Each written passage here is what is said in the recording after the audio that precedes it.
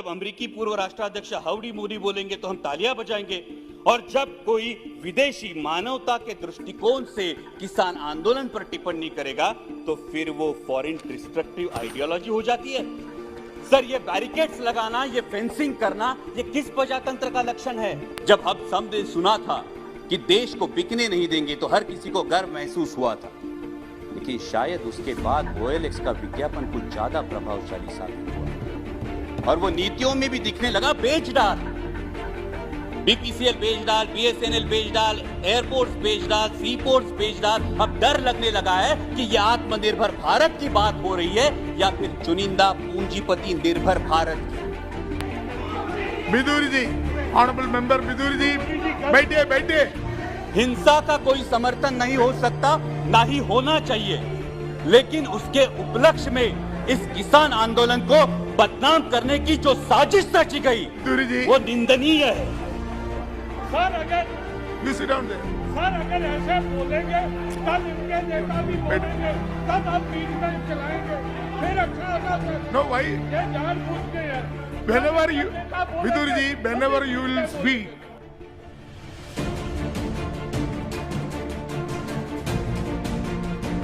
at that time you can tell everything.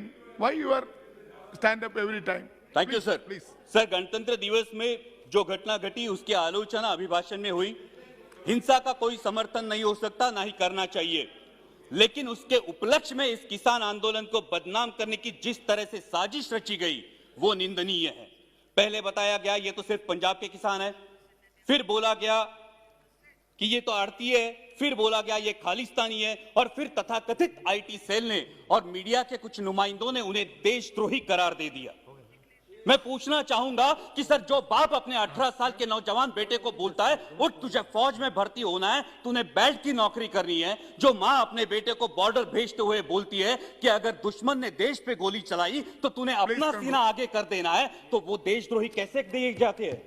Sir, आज बेटा सियाचिन में -डिग्री सेल्सियस में देश की रक्षा कर रहा है और उसका 70 साल का बूढ़ा बाप दिल्ली की सरहदों पर अपने हक के लिए कड़ाके की सर्दी में आंदोलन कर रहा है, तो किस मुंह से बोलेंगे जय जवान जय किसान?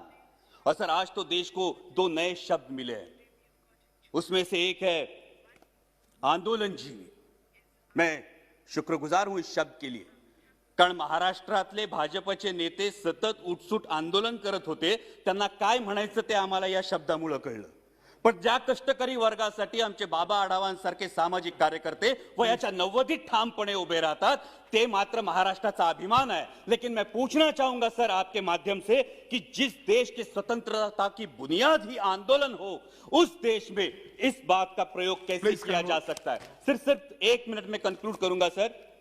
यहां पे कई माननीय सदस्य बोलते हुए उन्होंने परराष्ट्र में जिन्होंने अच्छी बात की उसकी सराहना की, लेकिन ये कैसी विडंबना है सर, जब ब्राजील के राष्ट्राध्यक्ष संजीवनी की उपाधि देंगे तो हम खुश होंगे, जब अमेरिकी पूर्व राष्ट्राध्यक्ष हाउडी मोदी बोलेंगे तो हम तालियां बजाएंगे, और जब कोई विदेशी मानवता के दृष्टिकोण से किसान आंदोलन पर टिप्पणी करेगा तो फिर वो फॉरेन डिस्ट्रक्टिव आइडियोलॉजी हो जाती है। सर, ये बैरिकेड्स लगाना, ये फेंसिंग करना, ये किस प्रजातंत्र का लक्षण है? सर, महामहिम राष्ट्रपति जी ने अपने अभिभाषण में आर्य चाणक्य के पंक्तियों का उल्लेख किया, लेकिन मैं इस सदन को बताना चाहूंगा कि उन्हीं आर्य चाणक्य ने यह भी बताया है कि जब राजा का अहंकार प्रजाहित से ऊपर उठ जाए तो समझ लेना कि उसके शासनकाल का अंत निश्चित है।